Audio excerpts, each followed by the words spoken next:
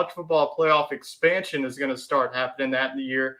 And we found out a couple of days ago the 12-team format schedule is now set for the 2024 and 2025 season. So for the 2024 season, what's going to happen is the first round games will be played on campus sites, which I love. I've been saying this for multiple years.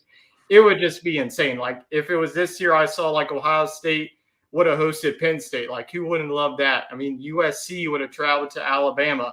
You know, Caleb Williams at high-powered offense going up against Bryce Young. That's something that you love to see, and that's how you get the revenue at these stadiums as well. So that's going to be slated. So that would start with one game on Friday, December 20th. So that would pretty much be the start of the bowl season. Right now, the start of the bowl season this year, say it was December 16th and went all the way to the national championship. So then you'll have three more games that will be played on campuses Saturday, December 21st. And the quarterfinals are scheduled to be held at the bowl sites on New Year's Eve and New Year's Day. So that doesn't change. It's just the first round sites on the campus sites as well. So the Fiesta Bowl will be played on Tuesday, December 31st, and the rest of the remaining ones will be on January 1st.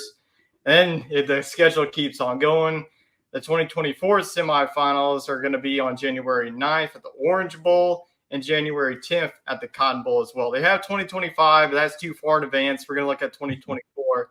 So I know that you're probably also a big proponent as well. I know that there's a lot of people that don't want it, but if you don't want it, you're just stupid and you hate college football. Go ahead.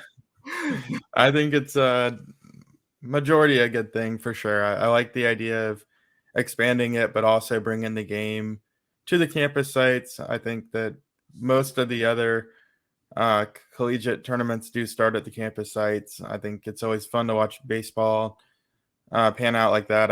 I wish March Madness would go to a similar format for the first round. So yeah, kudos to the playoff committee for getting this correct. I don't necessarily agree with all the qualifying reasons to get there.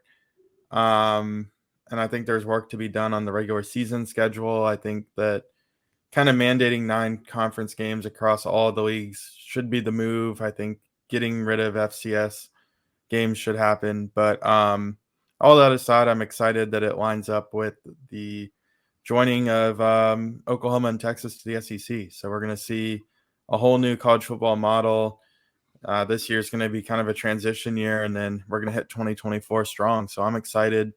LSU should be in really good shape then as well. Nick Saban should be retiring because he doesn't want to deal with the new age college football. So this is all good. And then Dabo Swinney will just kind of start to buy into NIL when he realizes that, hey, I can go 7-5 in the ACC if I don't start paying these guys. Yeah, what I like about it is it's now the top 4 seeds are pretty much your conference champions. So it's not going to be any of that. You know, we saw in 2018 with Georgia and Alabama both making it in. And then we saw it back in the BCS era with Alabama and LSU making it. So maybe it'll cut down less on the top 4, just being like 2 SEC schools. It won't be that anymore. It would be like, say, Georgia wins the SEC, they'll be the 1 seed. Clemson wins the ACC, they'll be the 2. Utah wins the Pac-12. Ohio State wins the 4. And then you'll have now the 5 through 12.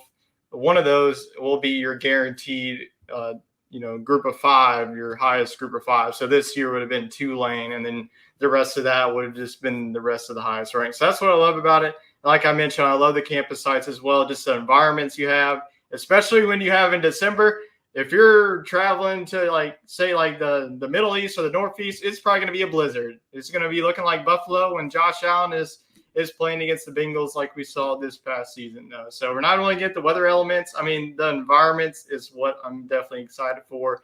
You know, we always have these sellouts when you have these big-time games. Just imagine, it's a win or go home scenario, just the environment that you have. It's probably going to be the loudest environment. So I definitely agree with that. We'll see, if March Madness does this, maybe, I love what the women's game does. They have the top 4 seeds in each region. They host not only the round 1, but also round 2 as well. So I think that gives you an advantage in itself as well. Your home court advantage is definitely key in postseason play. So I think that we're definitely going to have some upsets. Maybe you see a 12 over 5, who knows? But it's definitely going to create more parity